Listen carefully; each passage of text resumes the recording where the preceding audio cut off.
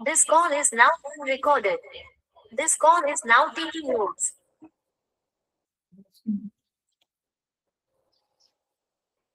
Spine सीधी, 3 बार ओम का उच्चारण, उसके बाद प्रार्थना। ओम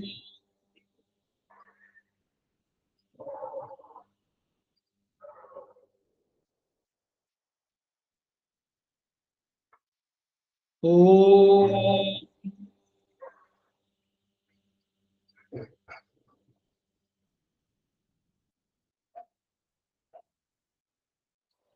ओम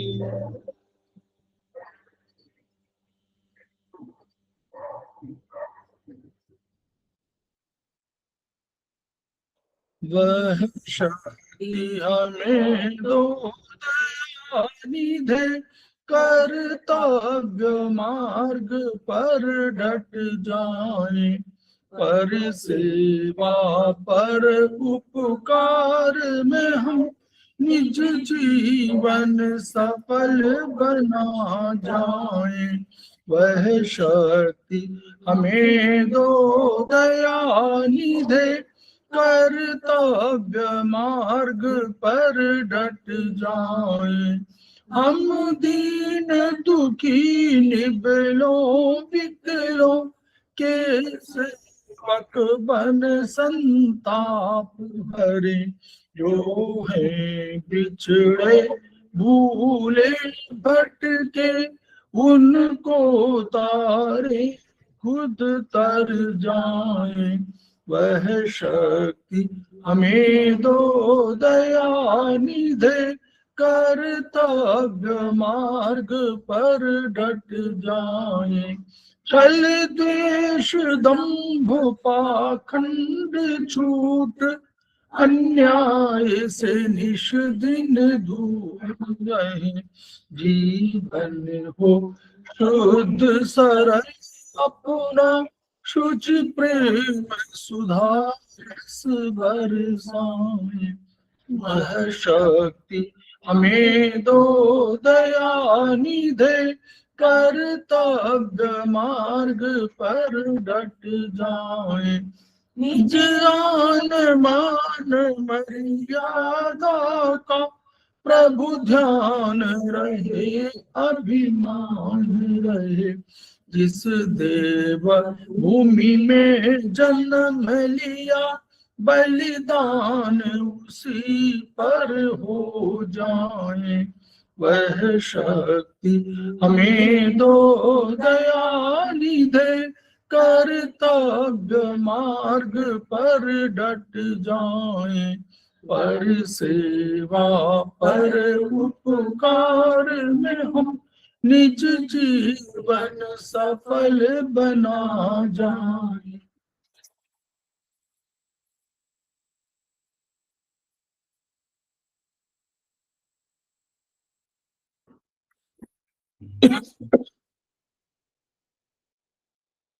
समवाय क्लासेस में आप सभी का स्वागत है। हमारे बीच में श्रीमती वर्षा श्रीवास्तव उपाध्यक्ष समवाय फाउंडेशन उपस्थित है, उनका स्वागत है। हमारे बीच में धनंजय सिंह जी उपस्थित है, समवाय फाउंडेशन के कोषाध्यक्ष, उनका स्वागत है।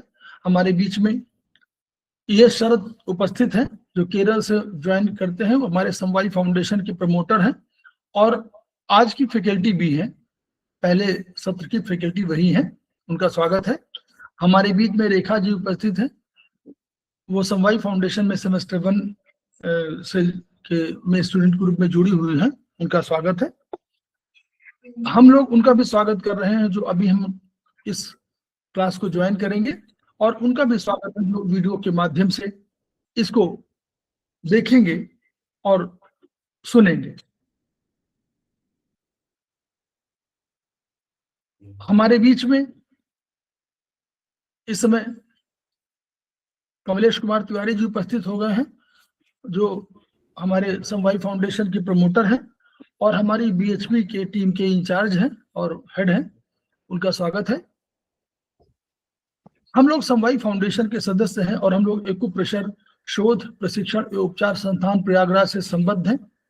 वहां के मनीषी ब्रह्मलीन MP खेमकर सर की हिमृणी हैं, जिनकी वजह से संस्थान को यह शोहरत प्राप्त हुई है और हमारी एक्यूप्रेशर विधा को इतनी ख्याति और इतनी उन्नति प्राप्त हुई है। फिल्म सर के कुछ सपने हैं, उनके कुछ मोटो हैं। उनका मोटो है each one reach one, each one treat one, each one teach one. इसी को आपके माध्यम से जन जन जागरण अभियान के तहत सारे संसार में फैलाने का हमारा सपना है।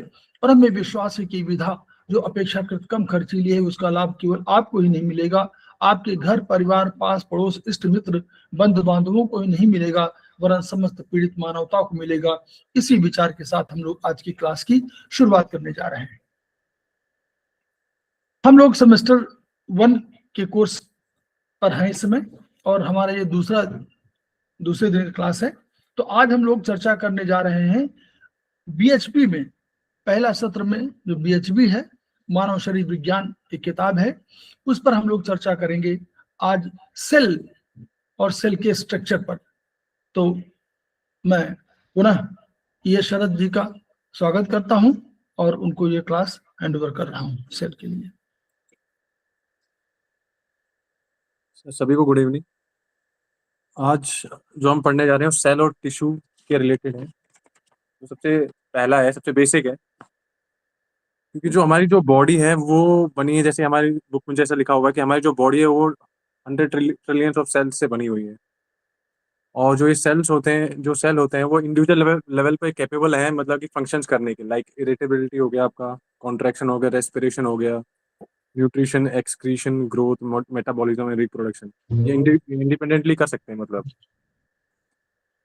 फिर इसमें कुछ दिया हुआ है, जैसे इसमें जो लिखा हुआ है कि सम कुछ जो सेल्स होते हैं वो अपने आप को मॉडिफाई कर सकते हैं, जैसे कुछ जो लाइक बता दिया डिपेंडिंग अपॉन द एक्टिविटीज जो उन्हें करनी है उसके बेस पे अपने आप को मॉडिफाई कर सकते हैं। लाइक फॉर एग्जांपल देंगे, सिक्रेटरी सेल का दे रखे हैं, जिस जो सिक्रीट करते हैं, लाइक आपका हो गया हार्मोन्स हो गया, आपके म्यूकस। तो वो क्या होता है, उनके यहाँ उनकी कैरेक्टरिस्टिक्स बताई हुई कि वो कॉन्ट्रैक्शन में वीक होते हैं और रिप्रोडक्शन में वीक होते हैं। और यहाँ बता रखा जाए फैट सेल्स होते हैं, उनमें कॉन्ट्रैक्शन की जो पावर है वो कम वो होती नहीं है। मसल सेल्स होते हैं वो आप अपने आप को रिप्रोड्यूस नहीं कर सकते हैं, और जो नर्व सेल्स हैं वो रीजनरेट नहीं हो पाते हैं। Like for example muscle cell का होता है, जैसे आप बोलते हैं जैसे एज होती जाती है तो आपके मसल्स, इसलिए बोलते हैं कि आपको अपनी एक्सरसाइज ये सब करते रहनी चाहिए, क्योंकि जो जो मसल्स है उनके जो मसल्स की जो वॉल्यूम है वो कम होता रहता है विद द एज। तो उसका कारण ये भी है कि वो, क्योंकि जो मसल सेल होते हैं वो अपने आप को रिप्रोड्यूस नहीं कर पाते। तो सेल क्या होता है? सेल बेसिकली होता है आपका, cell is the structural and functional unit of human body. तो इसमें ये दो वर्ड जो हैं, स्ट्रक्चरल एंड फंक्शनल, इसको आपको समझना जरूरी है कि जो जो ह्यूमन बॉडी है उसका जो जो स्ट्रक्चर है, उसका जो फंक्शन होगा वो किस पे, अगर आप फंडामेंटल लेवल पे जाएं तो किस पे डिपेंड करेगा? सेल पे। ठीक है। और सेल में जैसे हमारी बॉडी है वैसे ही हमारे जो एक इंडिविजुअल सेल भी वैसा ही होता है। लाइक हमारी बॉडी में डिफरेंट ऑर्गन्स हैं, तो वैसे ही सेल में भी डिफरेंट ऑर्गेनल्स होते हैं, ऑर्गेनल्स बोलते हैं। ठीक है। जिसके थ्रू सेल काम करता है, अपना जो फंक्शन करता है। तो यहाँ पे एग्जांपल जैसे दे रखा है कि सेल मेम्ब्रेन का, जो सेल मेम्ब्रेन होती है वो लाइक हमारी जो बॉडी में स्किन होती है उसकी जैसी होती है। जो स्किन का काम होता है, जो हमारी बॉडी के जो इंटरनल एनवायरनमेंट और एक्सटर्नल एनवायरनमेंट के बीच में एक बैरियर होता है, वैसे ही जो सेल मेम्ब्रेन होता है वो सेल का एक बैरियर है, जिसके थ्रू चीज़ें इन एंड आउट होती हैं। सेलेक्टिव प्रोसेस होता है, मतलब कौन से मॉलिक्यूल कैसे जो इन एंड आउट करना वो होता है। और एक लाइक प्रोटेक्शन बैरियर है कि जो उसका इंटर सेलुलर जो भी एनवायरनमेंट है उसको बाहर के उससे प्रोटेक्ट करता है। ठीक है। तो उसके बारे में पढ़ेंगे इंडिविजुअली। तो सबसे पहला जो ऑर्गेनल है वो है आपका न्यूक्लियस। ये सबसे बड़ा ऑर्गेनल है सेल का, बेसिकली तो सबसे बड़ा है। ये आपका बना होता है आपका डीएनए एंड आरएनए में, आरएनए से। लाइक हमारी, जैसे हमारी बॉडी में ब्रेन होता है वैसे ही ये सेल में न्यूक्लियस होता है। जैसे हम जानते हैं ब्रेन जो होता है वो जितने भी एक्टिविटीज है हमारी बॉडी में उसको कंट्रोल करता है, वैसे ही जो न्यूक्लियस होता है वो सेल के जितने भी फंक्शन होते हैं उसको ये कंट्रोल करता है। ठीक है। कि लाइक इसमें जैसे एग्जांपल दे रखा है कब क्या काम करना है, कब काम शुरू होगा, कब काम फिनिश होगा, कब, जैसे सेल में अपोप्टोसिस करके एक फंक्शन होता है, जो प्रोग्राम जो सेल डेथ होती है उसको कब वो होना है, मतलब ये सब प्रोसेस जो होते हैं वो न्यूक्लियस डिसाइड करता है। न्यूक्लियस देन आपका क्या होता है, वो एक उसका खुद का एक मेम्ब्रेन है। ठीक है। उससे प्रोटेक्टेड होता है, जिसे हम न्यूक्लियर मेम्ब्रेन कहते हैं। ठीक है। उसके अंदर होता है आपका, लाइक हमारे जैसे हमारा जो ब्रेन होता है वो एक क्रेनियम नाम के जो बोन है उससे प्रोटेक्टेड होता है। तो मान लीजिए वो क्रेनियम जो है वो है आपका न्यूक्लियर मेम्ब्रेन। देन उसके अंदर एक और चीज़ होती है न्यूक्लियस। जैसे हमारी बॉडी है जो सिमिलर जैसे होता है न्यूरॉन्स जिसके through information store and transfer होता है, वैसे ही न्यूक्लियस का काम भी यही होता है। बेसिकली यहाँ पे आरएनए का लाइक डीएनए आरएनए जैसे हम बोला है, आपका जो न्यूक्लियस है वो डीएनए आरएनए से बना है। तो न्यूक्लियस का काम है कि जैसे न्यूरॉन जो होता है वो इन्फॉर्मेशन को लाइक ट्रांसमिट करने में काम करता है, वैसे ही यहाँ पे जो न्यूक्लियस है, यहाँ पे इन्फॉर्मेशन स्टोर होती है आपकी न्यूक्लियोलस में। देन अगला है आपका सेल मेम्ब्रेन, जो हमने अभी थोड़ी देर पहले पढ़ा था। तो बेसिकली इसका काम होता है लाइक हमने पढ़ा कि लाइक स्किन जैसे स्किन का काम होता है, वैसे ही आपका सेल मेम्ब्रेन का काम होता है। ये सब्सटेंस को मूवमेंट में कंट्रोल करता है कि कौन सा सब्सटेंस लाइक कितने उसमें अंदर या बाहर जाएगा सेल से।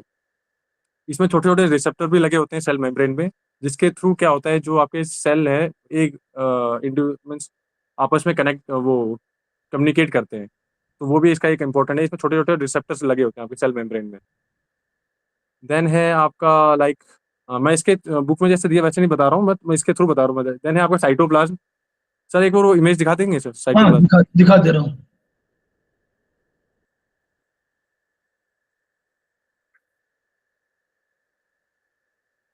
हाँ, ये सर ये एक-एक है। ये न्यूक्लियस है। न्यूक्लियस हो गया। यस। ये न्यूक्लियस जैसे है वो। आप देख सकते हैं न्यूक्लियोलस है, देन इसके जो सराउंडिंग में है साइटोप्लाज़्म। साइटोप्लाज़्म लाइक जैसे हमारी बॉडी में ब्लड होता है, हमारे जितने भी ऑर्गन्स हैं वो ब्लड से सराउंडेड होते हैं, वैसे ही साइटोप्लाज़्म होता है बेसिकली सेल में। ये भी एक जेली टाइप स्ट्रक्चर होता है, इसके बारे में पढ़ेंगे जैसे अभी मैं बताऊँगा। तो देन ये जितने भी ऑर्गेनल्स होते हैं सेल के अंदर, ये सभी सराउंडेड होते हैं इस जेली लाइक सब्सटेंस से, एक जिसको हम हाँ साइटोप्लाज़्म एक अभी एक एक करके बताएंगे, दोबारा जो आगे आएगा उसको बता देंगे। ठीक है सर। हाँ, सर ये रहा इमेज, इससे पीछे वाला।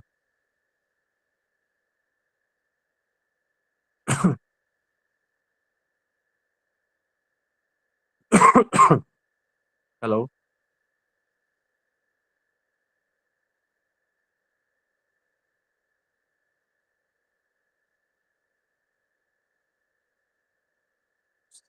सर म्यूट है सर आपका।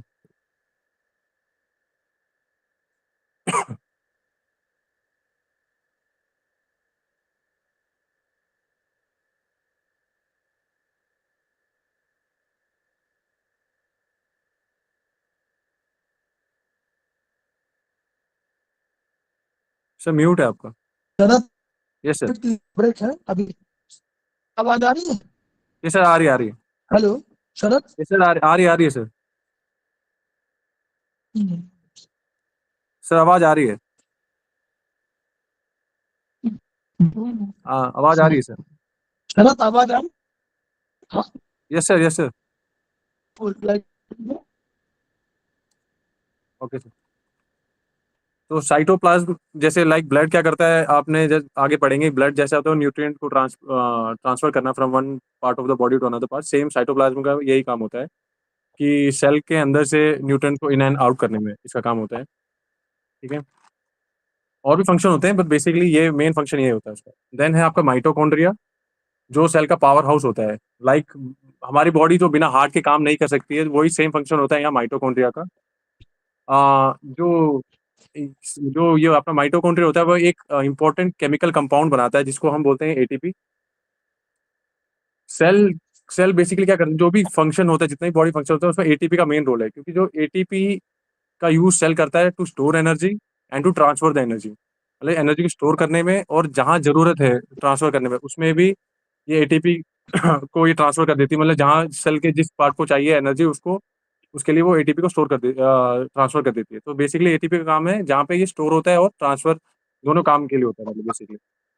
इसके अलावा माइटोकॉन्ड्रिया का जो वो होता है पर्पस होता है वो मेटाबॉलिज्म को रेगुलेट करने में, क्योंकि मेटाबॉलिज्म को रेगुलेट बेसिकली वो होता है कि एनर्जी को आप कैसे आप उसको लाइक जो एनर्जी है उसको कैसे आप ट्रांसफॉर्म करते हो। बेसिकली आपने खाया पिया, उसको कैसे आप उसमें कन्वर्ट करोगे, मतलब एनर्जी में। बेसिकली मेटाबॉलिज्म को वो प्रोसेस है कि कैसे आप कितने आसानी से कैसे आप वो कन्वर्ट कर सकते हैं, मतलब एनर्जी में।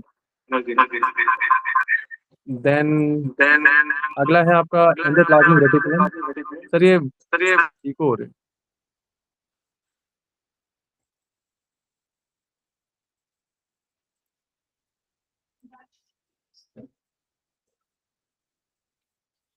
हेलो।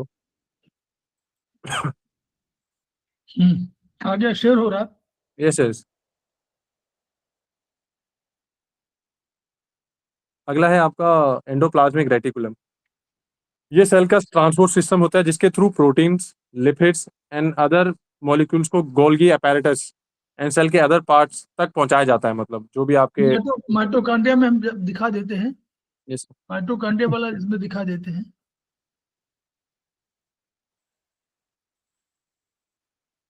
ये माइटोकॉन्ड्रिया है।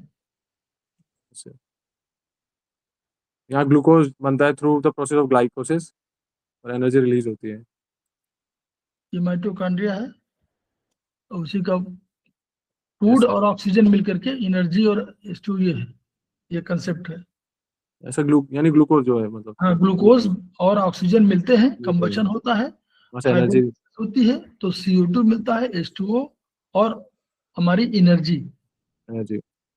तो एनर्जी जो है हमारा वो मेन प्रोडक्ट है, और हमारा जल जो है वो H2O जो है वो जल है, वाटर है, वो हमारा बाई प्रोडक्ट है, और CO2 हमारा वेस्ट प्रोडक्ट है। यस। तो ये देन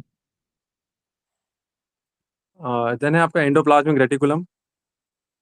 जैसे मैंने बोला ये जो सेल होता है उसका ट्रांसपोर्ट सिस्टम है जहाँ से protein, lipids and other molecules को ट्रांसपोर्ट किया जाता है towards Golgi apparatus and other parts में। अब ये एंडोप्लाज्मिक रेटिकुलम होते हैं, दो टाइप के होते हैं आपके, rough endoplasmic reticulum and smooth endoplasmic reticulum. जो रफ एंडोप्लाज्मिक रेटिकुलम है वहाँ पे आपका प्रोटीन बनता है, प्रोटीन सिंथेसिस होता है। और जो स्मूथ वाला है वहाँ पे लिपिड हो गए आपके, एंड डिटॉक्सिफिकेशन जो होता है वो भी यहीं पे स्मूथ एंडोप्लाज्मिक रेटिकुलम में होता है आपका। लाइक जो भी हार्मफुल सब्सटेंसेज हैं, जो भी या बाहर से अंदर आए हों या फिर जो बनते हैं जैसे वेस्ट जो भी है उसका, ड्रग्स हो गए, टॉक्सिन्स हो गए, जो भी उन सब का यहाँ पे वो होता है, मतलब ब्रेक डाउन होता है मतलब। अगला है आपका गोल्गी apparatus।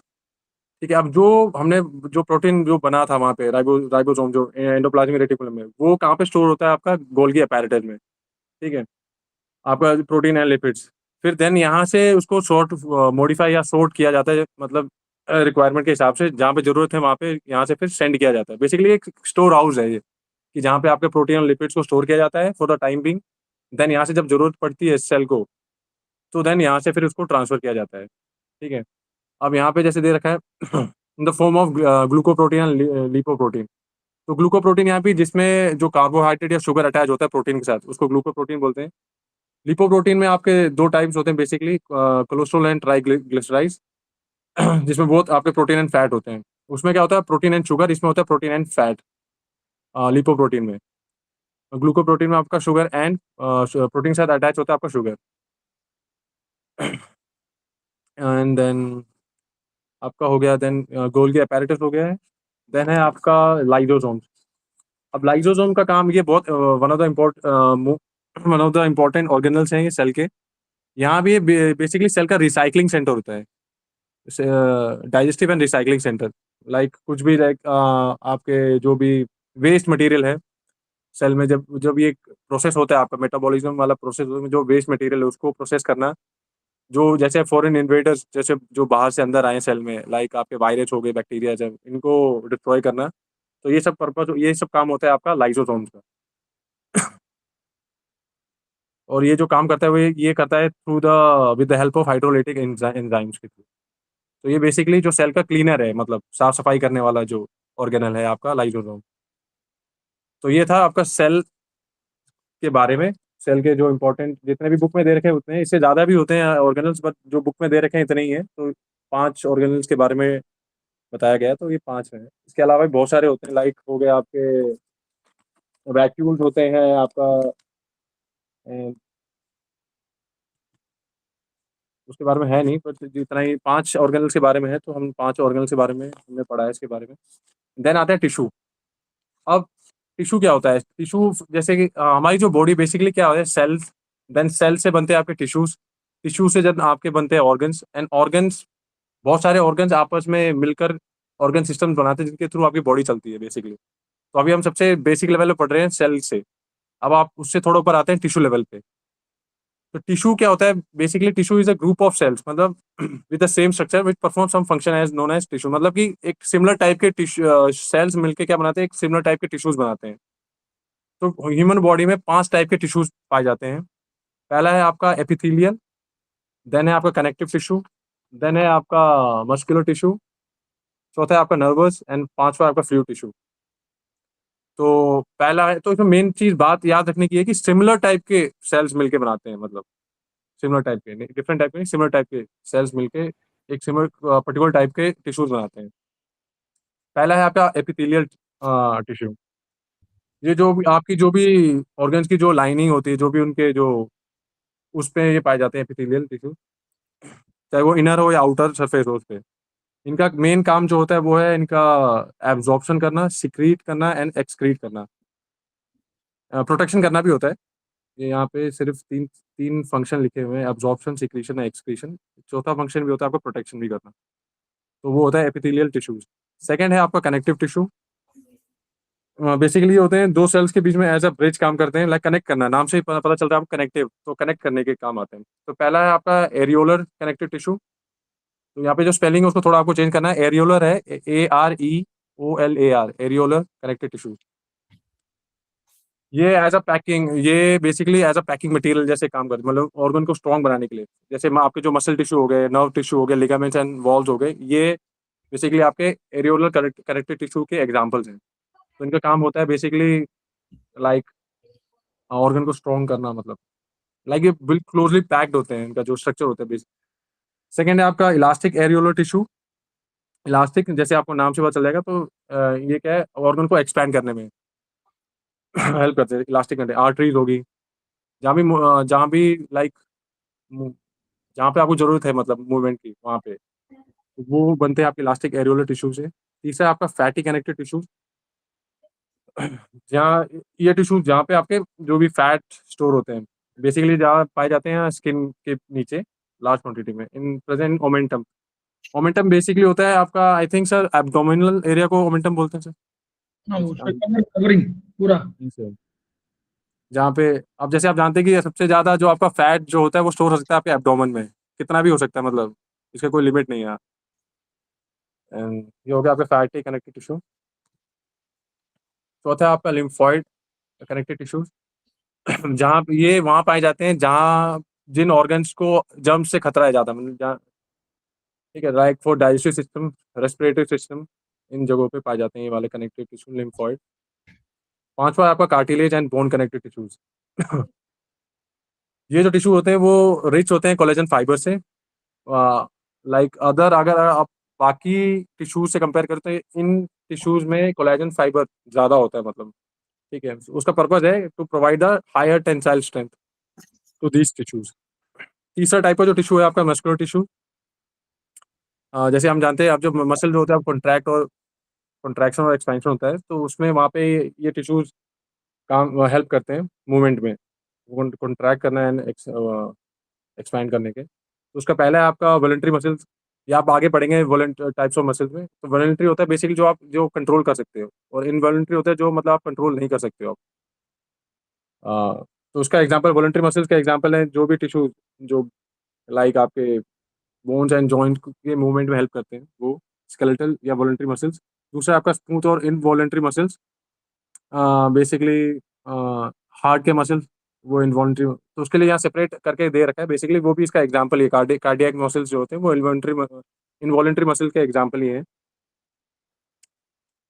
चौथा है आपका नर्वस टिश्यू।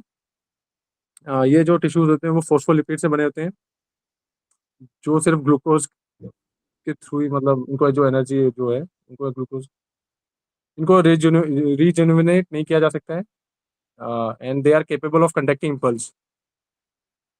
फ्लूइड टिश्यूज के एग्जांपल है आपके blood, lymph and CSF, cerebro spinal fluid, ये फ्लूइड टिश्यू के एग्जांपल। देन जो टॉपिक है वो है अगला, transportation of material through cell membrane. अब सेल मेम्ब्रेन के थ्रू ये जो आपके मटेरियल्स है वो ट्रांसपोर्ट कैसे होते हैं, इन एंड आउट कैसे होते हैं, जो हमने पढ़ा था। मेन फंक्शन जो होता है बॉडी का वो होता है होम्योस्टेसिस को मेंटेन करना, ठीक है। तो अगर आपका सेल हेल्दी है तो यानी कि वो होम्योस्टेसिस में है, यानी कि उसका जो इंटरनल एनवायरनमेंट है और जो उसका एक्सटर्नल एनवायरनमेंट है वो मतलब इक्वल है, मतलब उसके बीच में कोई वो नहीं है, मतलब वो सही बराबर उसमें है। अगर इसमें थोड़ा भी होता है ऊपर या नीचे होता है, देन जो इश्यूज हैं वो होते हैं। तो अब इसमें जो होमोस्टेसिस है वो रिलेटेड होता है कंसंट्रेशन से। कंसंट्रेशन किसके, जो मॉलिक्यूल्स होते हैं उनके कंसंट्रेशन, इन एंड आउट, मतलब सेल के अंदर या बाहर, उनके जो जो उनका वॉल्यूम है उसके बेस पे। और ये थ्रू किसके थ्रू, ये जो वॉल्यूम है जो भी मॉलिक्यूल्स का, वो डिपेंड किस पे करेगा, जो ट्रांसपोर्टेशन पे, मतलब जो सेल से इन एंड आउट कैसे जा रहा है, कितना जा रहा है। तो अभी जो ट्रांसपोर्टेशन होता है इन एंड आउट, वो दो टाइप का होता है। एक होता है आपका एक्टिव ट्रांसपोर्ट, एक होता है आपका पैसिव ट्रांसपोर्ट। एक्टिव ट्रांसपोर्ट जिसमें सेल एनर्जी यूज करता है, मतलब आपको अगर किसी भी मतलब मटेरियल को हम अंदर से बाहर लाने में या बाहर से अंदर लाने में, वो सेल जब एनर्जी का यूज होता है, वो होता है आपका active transport. Like transport of sodium, potassium, calcium. जब भी सेल से ये ट्रांसपोर्ट होता है सोडियम, पोटेशियम, कैल्शियम, तो एनर्जी यूटिलाइज होती है। दूसरा आता है पैसिव ट्रांसपोर्ट, जिसमें सेल को एनर्जी कंज्यूम करने की जरूरत नहीं पड़ती। अब वो बिना विदाउट एनी एनर्जी यूसेज के वो काम हो जाता है, ट्रांसपोर्टेशन। तो उसके तीन टाइप हैं। पहला है थ्रू डिफ्यूजन, दूसरा होता है थ्रू फिल्ट्रेशन, एंड तीसरा है बाय ऑस्मोसिस। डिफ्यूजन वाले का एग्जांपल जैसे कि आपका ऑक्सीजन, कार्बन डाइऑक्साइड का जो ट्रांसपोर्ट होता है, वो डिफ्यूजन के थ्रू होता है। डिफ्यूजन में बेसिकली क्या होता है, आपका कॉन्सेंट्रेशन लेवल मतलब दो जगह पे डिफरेंट होगा, मतलब मॉलिक्यूल्स का, उसके थ्रू क्या होता है, ट्रांसपोर्ट होता है, वो होता है डिफ्यूजन में। ठीक है, लाइक यहाँ दे रखा है। दूसरा है आपका फिल्ट्रेशन मेथड। इसमें क्या होता है, हाइड्रोस्टैटिक प्रेशर होता है, मतलब जब फ्लूइड लाइक स्टैटिक होता है, तो वो एक प्रेशर वो एग्जर्ट करता है, जो मतलब उसके जो मान लें कि एक पानी आपने रखा हुआ है एक कंटेनर के अंदर, तो कंटेनर चाहे कितना भी हो, कैसा भी हो, किसी भी शेप का, उस पर डिपेंड नहीं करेगा। जितना आपका जो पानी है उस पर डिपेंड करता है। तो वो होता है आपका हाइड्रोस्टैटिक प्रेशर। तो उसके डिफरेंस के बेस में, लाइक दो जगह पे हाइड्रोस्टैटिक डिफरेंस के बेस पे क्या होता है, जो भी है उनका मूवमेंट होता है मॉलिक्यूल्स का। उसका एग्जांपल दे रखा है, like filtration of urine kidney, formation of CSF in ventricle of brain, formation of acute humour in human आई। तो ये उसका एग्जांपल है फिल्ट्रेशन मेथड के थ्रू। तीसरा है आपका transportation of like through the osmosis, ठीक है, सेमी मेम्ब्रेन के थ्रू। इसमें क्या होता है, जो कंसंट्रेशन होता है वो डिफरेंट होता है, और देन उसके बीच में एक मेम्ब्रेन होती है, मतलब वो सेमी परमेबल होती है, मतलब फुली परमेबल नहीं होती। परमेबल होता है कि ऐसा नहीं कि सब कुछ आर पार चला जाएगा, मतलब लाइक वो होता है सिलेक्टिव कुछ चीज़ें, तो वो है। तो उसके थ्रू वो होता है आपका ऑस्मोसिस। जैसे आपने पढ़ा होगा कि एक होता है रिवर्स ऑस्मोसिस, RO, जो आप यूज़ करते हैं लाइक समुद्र से खारे पानी से जो पानी बनाने के लिए, नॉर्मल अच्छा पानी बनाने, तो उसमें RO होता है, तो उसका वो रिवर्स ऑस्मोसिस होता है। यहाँ पे ऑस्मोसिस के बारे में हम पढ़ रहे हैं। तो सर यही था। तो उसके थ्रू भी आप ये जो होता है मटेरियल को ट्रांसपोर्ट कर सकते हैं थ्रू सेल मेम्ब्रेन। तो ये दो टाइप के थे, active and passive transport. Active transport में लगती है आपकी एनर्जी, पैसिव में नहीं लगती है। उसके तीन तरीके से आप कर सकते हैं पैसिव ट्रांसपोर्ट। वो है आपका पहला डिफ्यूजन, दूसरा है आपका फिल्ट्रेशन, एंड तीसरा है आपका ऑस्मोसिस। इतना ही था सर इसमें। गुड, बढ़िया। तो हमारे बीच में प्रतिमा राय जी उपस्थित हो गई हैं, समवाई फाउंडेशन की प्रमोटर हैं, हमारी फैकल्टी भी, उनका स्वागत है। हमारे बीच में मनोज कुमार वाडमा जी उपस्थित हो गए हैं, समवाई फाउंडेशन के प्रमोटर भी हैं और फैकल्टी भी हैं, उनका स्वागत है। Any question from you Rekha जी?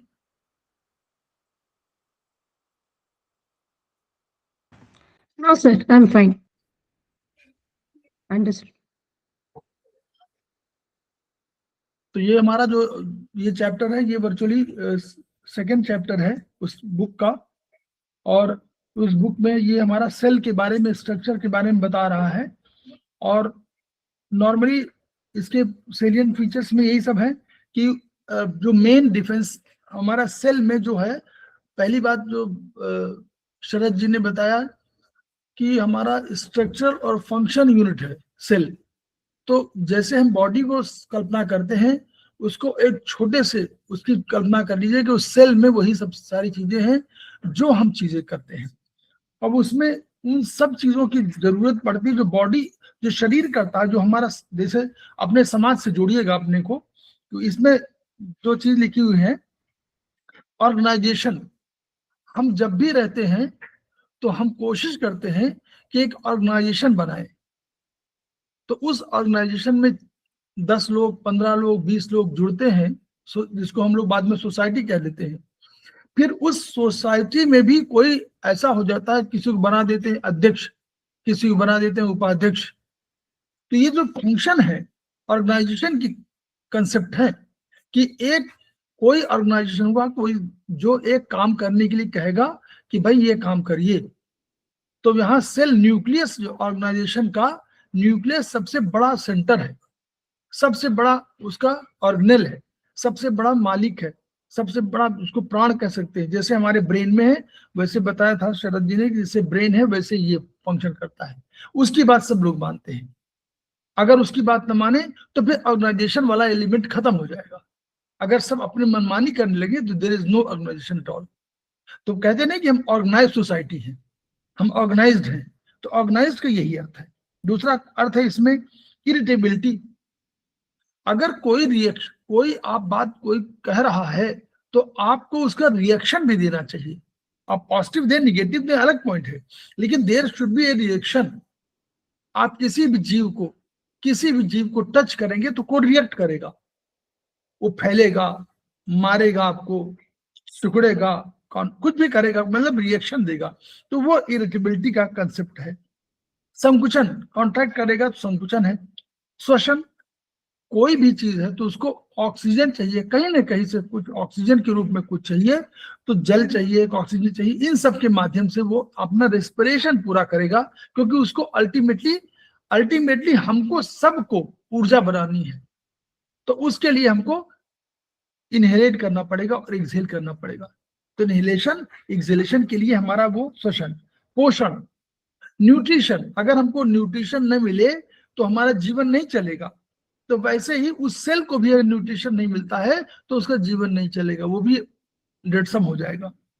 उसको उत्सर्जन, अब जब मेटाबॉलिक एक्टिविटी किसी भी सेल में होगी, किसी भी बॉडी में होगी, तो उसको कुछ ना कुछ बाहर निकालना पड़ेगा, वेस्ट प्रोडक्ट।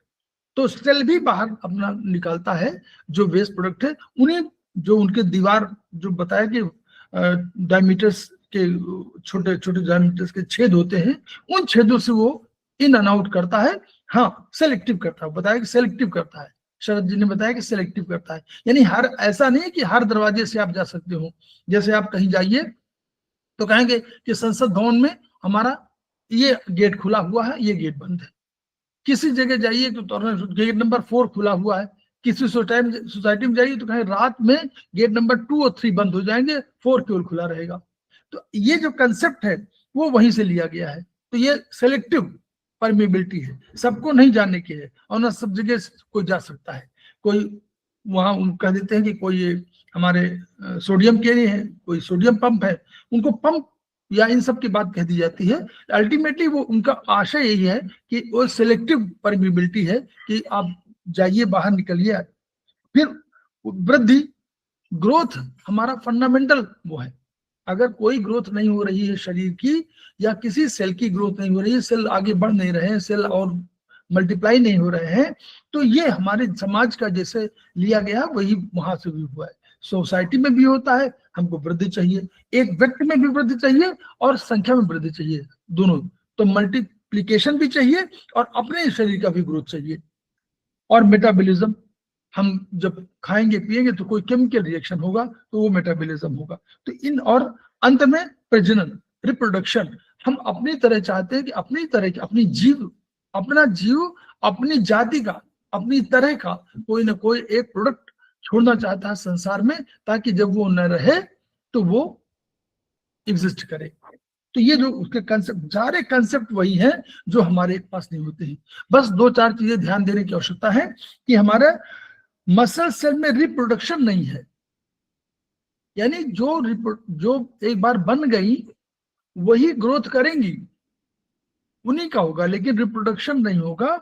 और हमारा जो नर्वस टिश्यू है, रीजनरेशन, नर्वस टिश्यू में जितनी बन गई है वही बनेंगी, बस ये होगा कि उतनी ही रहेंगी उस संख्या में, और यही का उसको डिजनरेशन होता था, रीजनरेशन नहीं होता है। मॉडर्न साइंस ये मानती है आज की डेट में कि रीजनरेशन नर्वस टिश्यू में केवल थोड़ा सा जो अभी दिया हुआ है सेल बॉडी में नहीं होगी, आपका जो उसका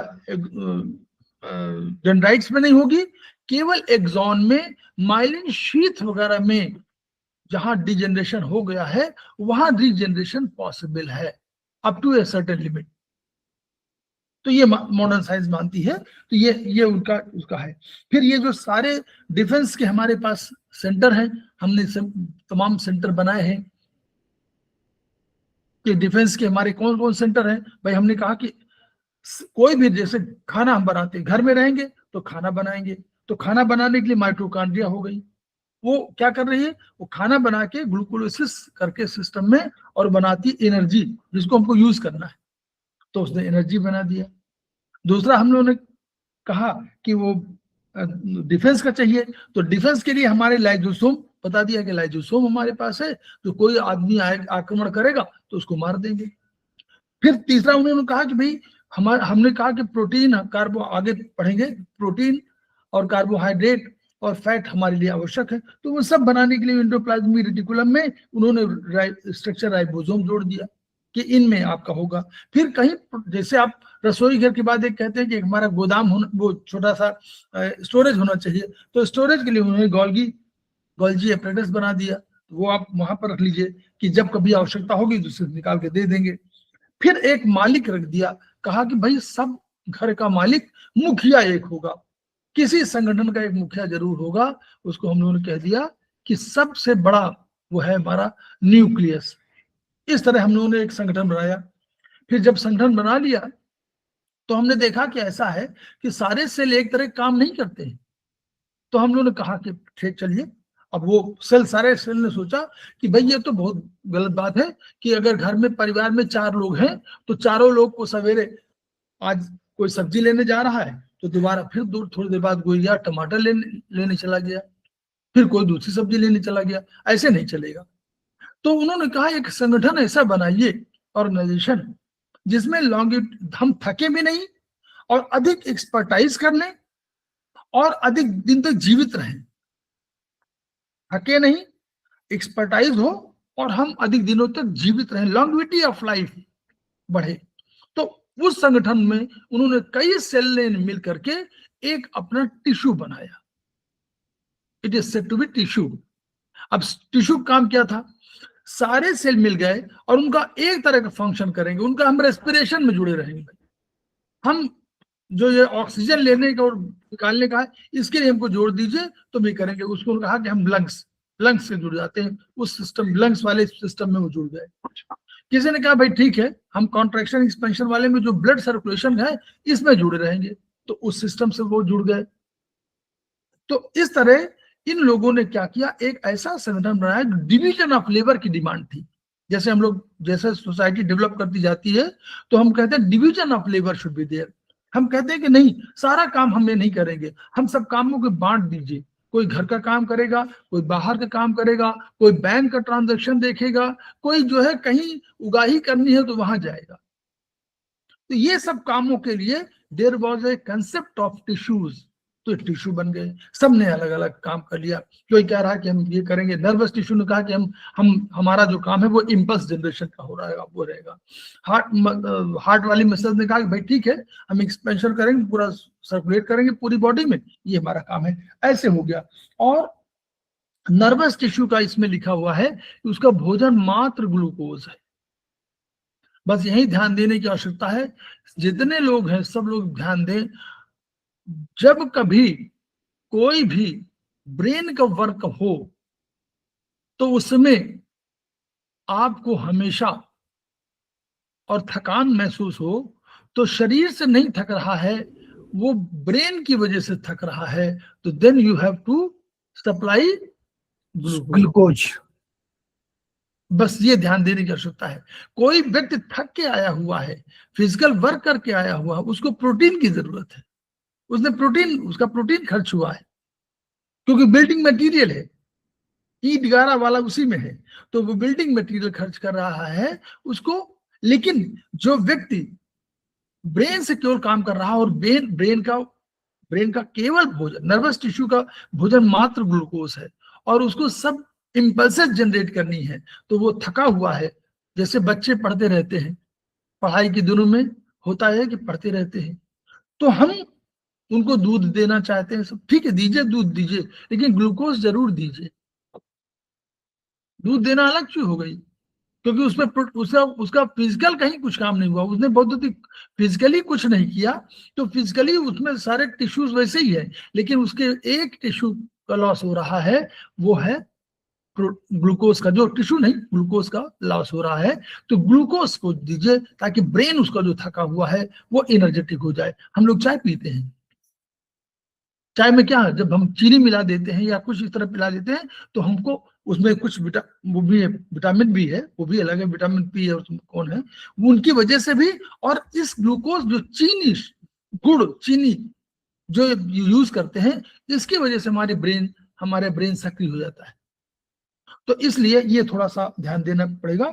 और एक्टिव और पैसिव ट्रांसपोर्ट पे बताया उन्होंने कि एक्टिव ट्रांसपोर्ट और पैसिव ट्रांसपोर्ट है। सेल को जिस काम के लिए एनर्जी चाहिए वो हमारा एक्टिव ट्रांसपोर्ट है, और जिसमें एनर्जी नहीं चाहिए, जो फिजिकल सिद्धांतों, जो भौतिक सिद्धांत हैं, उनके अनुरूप जो भी ट्रांसफर हो रहा है, वो हमारा बिना किसी उसके लिए है, एनर्जी के उसमें है। और जैसे हमारे यहाँ वहाँ हमारे शरद जी ने बताया कि कोई हमारे पास एनर्जी है जो रुपए की मानी जाती है। एटीपी अणु जो है वो हमारे वहां का करेंसी मानी जा रही है। शरीर की जो हमारी सेल की एनर्जी करेंसी है, उसको हम एटीपी अणु बोलते हैं। तो वो एटीपी हमारी है, तो एटीपी खर्च ना हो इसके लिए हम लोग चिंतित रहते हैं। तो एटीपी कम से कम खर्च हो, तो जो हमारे ये वाले हैं पैसिव ट्रांसपोर्ट है, ये उसी से गवर्न होते हैं। तो शरद जी का बहुत बहुत धन्यवाद।